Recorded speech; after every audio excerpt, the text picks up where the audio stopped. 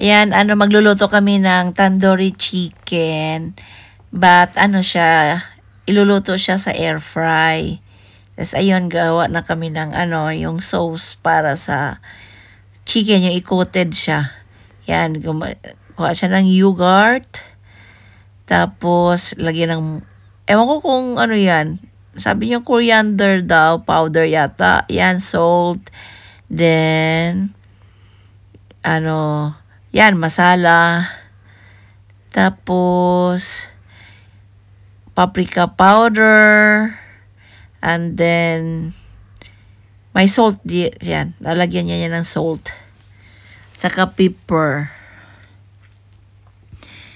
Tapos, ayun, niya yan, i-mix na niya. I-mekos-mekos na niya yung sauce para doon i-coat sa chicken. Whole chicken yan, guys, ha. Hinati lang siya. Yan, tingnan mo. Yan, nilagay na niya dun sa maliit na plato kung saan siya nag-mix ng sauce kasi daw, sayang daw yung sauce. Sabi ko kasi lagay dapat sa chopping board para maano, pero ayaw niya, dyan siya gusto. Edi, hayaan ko na siya, yun. Masarap yan. Talagang lahat dyan may, yan, may, tawag nito, may sauce, yung tawag niyan, sauce na dyan sa chicken na yan. Tapos yan, imamarinate yan for 20 minutes or 30 minutes yan. Yan, tapos na. Tapos yan, yan na yan siya, after, yan. Tapos yan, bubuksan na namin kasi ilalagay na namin sa air fryer siya. Yan. Ang sarap nito, guys, pag naluto na yan. Lalagay niya yan. Pa niya yan. Sisimutin niya kunti yung yung ginawa naming sauce kasi sayang naman. Kunti lang yan. Yan, lagay niya doon ulit. Himas-himas ulit. Ayan na, guys. Ilalagay na sa air fryer. Yan. Isiset niya yan sa 180 or 200. 180 at 200 Celsius ang init, then 20 minutes. Ayan na, guys. Yan. Luto na siya. Baliktad na yan. Maybe 10 minutes or 15 minutes or 180 Celsius ang init niya. Yan siya. Siset mo lang siya. 200? 200 ulit pala to. Nilagay niya. Kala ko 185. Yan. For 10 minutes. Yan.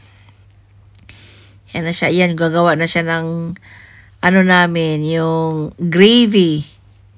Yan, yogurt, white onions. Ayan.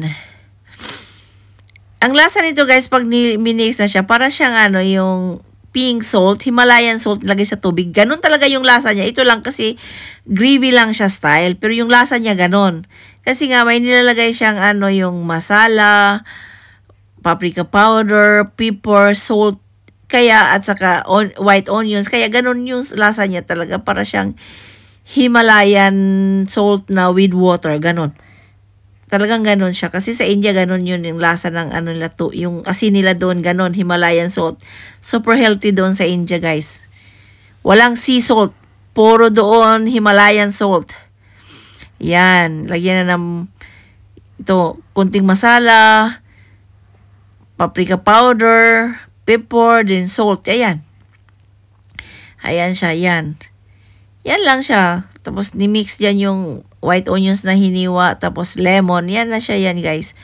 Yan na. Masarap yan. Tapos, ako minix ko ng maayos para ma-balance yung lasa niya. Ayan na siya, guys. Ayun. Luto na. Okay, ang sarap. Look at, guys. Ang sarap niya. Super healthy niya, guys. Yan, lagyan ng lemon. Yan na, guys. So, tingnan nyo. Ang sarap.